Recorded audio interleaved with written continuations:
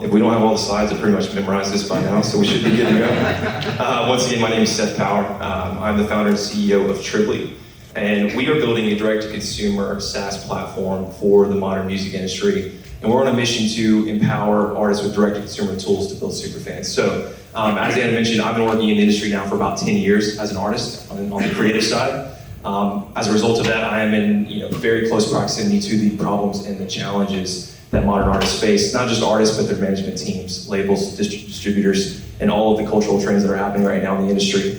And ultimately, when it comes down to these problems, the biggest one that we're trying to solve right now is just the fact that, quite simply, artists struggle with some of the worst direct-to-consumer models in any industry. And to demonstrate this, I want you to think about how a fan typically engages with an artist today. The vast majority of online interactions happen through social media. The vast majority of music consumption happens through third-party streaming platforms like Spotify and Apple Music, and the vast majority of the tickets are sold through platforms like Ticketmaster. In all three of these situations, the artists own absolutely none of the fan data, and they are reliant upon third parties to go direct to their audience, right? And so it's a situation where essentially we have very little power, and we have gotten stuck into these walled gardens. And for a long time, this wasn't a huge problem because the benefits outweighed the cost, but in the last few years, this paradigm has definitely shifted. And what's happening right now is you have a situation where artists have spent years and oftentimes a lot of money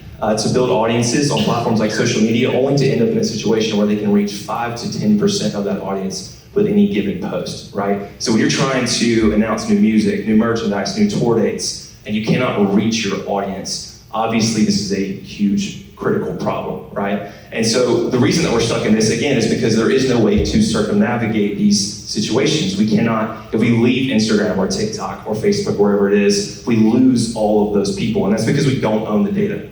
We don't get the names, we don't have the email addresses, we don't have the phone numbers. And to make matters worse, because artists have been trying to keep up with this technological arc that we've been on over the last 10 years, we've built a lot of pockets of audiences all over the internet. And the shallowness of those interactions has put us in a situation where we can't actually identify who our real fans are, right? We don't actually know within the scope of these larger followings who genuinely cares about what we're doing. So those are the main problems, but Tribly's not just about problem solving. We're also here to help unlock some opportunities for the market. And the big opportunity right now is in the superfan space. You've probably heard a lot about this, unless you've been living under a rock for the last year, but all of the major labels are heavily focused on superfan monetization. The fact of the matter is that superfans are under monetized and they're under targeted. They spend 2 to 3x more than the average fan. They want to be in the community. They want the exclusive content. They are being underserved right now.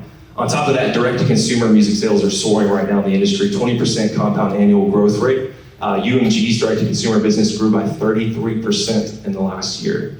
The rise of independent artists right now, this is the segment of the market that is growing the fastest. Independent artists as a segment is growing faster than the major label segment of the industry right now, with half of all Spotify payouts last year going to independent artists for the first time in history. I've already touched on the frustrations with social media, and when it comes to ultimately unlocking the superfan opportunity, there's a lot of conversation about the application of rewards and loyalty. To do that, we're all familiar with the rewards and loyalty model. I go to Chick-fil-A, I go to Starbucks, I have a credit card, I spend money, I earn points, and that leads to greater brand loyalty.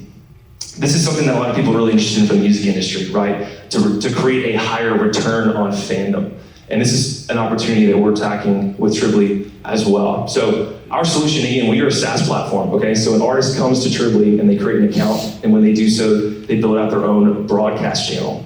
And this is a broadcast channel that they actually own. At that point, they build out campaigns built around new music releases. And what we found so far is that those campaigns are highly effective at identifying and converting real fans off of socials with every single release. We do that by offering something tangibly valuable to the fan that they can immediately access. We collect all of their data on the way in, so we get their names, their email addresses, their phone numbers, etc. The artists own that data, they can export it. Tribly does have licensing to that data for those who are concerned.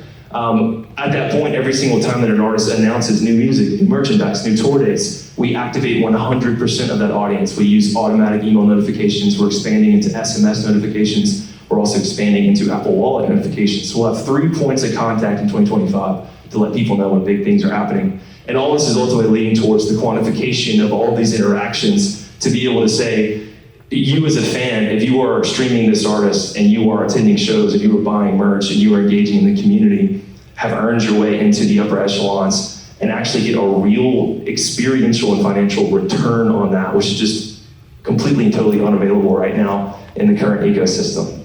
So that's the view from 30,000 feet. To get extremely specific about how this works, the vast majority of the artists on Triply right now, they build out campaigns where they offer early access to music, right? We ran a lot of experiments early on. We tried to figure out what is it that fans really want, what's going to convert them off of socials into the next layer of an artist funnel. And early access to music is the thing that tends to do that, right? And so an artist decides, what do I need? Do I need an email address? Do I need a phone number? Do I need a pre-save? If you don't know what a pre-save is, I can cover that in the Q&A.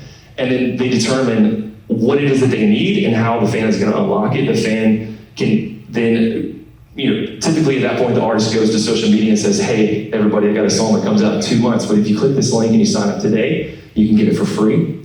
And so the fans go through that process. Once they get access, they can listen to the music, they can comment, they can engage directly with the artists and other fans in this private channel. And then the beauty of Triply right now is that after the release, the entire channel resets, right? So it's not a community platform, this is not a Discord style experience. And that's really, really crucial because we don't want to create a lot of work for the artist. This is a very simple, very repeatable, very cyclical process that genuinely grows an actual fan base and generates real excitement around new music, which is what every artist is looking to do now.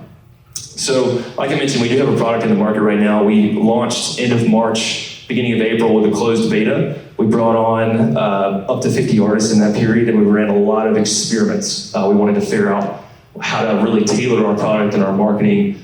And we were able to simply achieve exactly what we were after, which was to find a use case that was extremely effective, and that was the early access use case. And so at that point, we went into an open beta. We started to tell people, Triply's open, anybody can use it. And from there, we've been growing quite rapidly. In 6 weeks, we went from 50 to 250 artists. When I gave them this slide on Friday, we were at 425 artists. We're actually about to hit 600 just in the last few days. We've had a lot of growth. And these artists are then going and adding fans to the platform. So this is 3,500. I believe that we've surpassed 4,000 at this point already as well. And it's not just independent developing artists that are on Triply. We've got some notable artists here, right? So with these 6 right here, and then some others that are not shown, we're talking about 4 Grammy nominations, millions of social media followers, millions of monthly listeners, hundreds of millions of streams. And the reason that I bring this up is that these are our early adopters. These are people who are successful in the current model, and yet they're looking for complementary models like Triply because, again, the current technology stack right now in the music industry is just simply not working at scale. And so that's where we are today.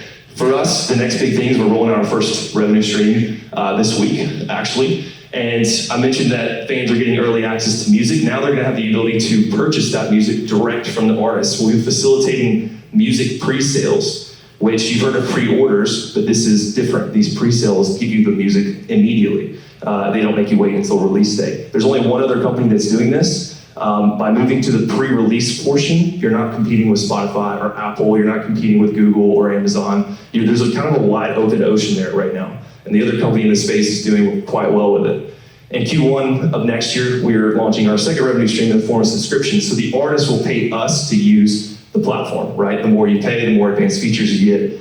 And we'll also be rolling out our first loyalty and rewards feature. So you can start to see how these different variables play really nicely together. You get early access to new music. You can purchase that music direct from the artist. You get a kickback in the form of points that can be put towards future purchases, discounts, to merchandise, to music, or to unlock digital experiences, digital downloads, right? And so it starts to build out a loyalty ecosystem between the artist and the fan. And then in Q2 of next year, we're just gonna take all this and make it bigger and better, more robust loyalty and rewards. We're going to be adding a Shopify integration to make the e-commerce more robust. And we'll start to build out more white labeling features, which is ultimately gonna allow us to tap the upper echelons of the market.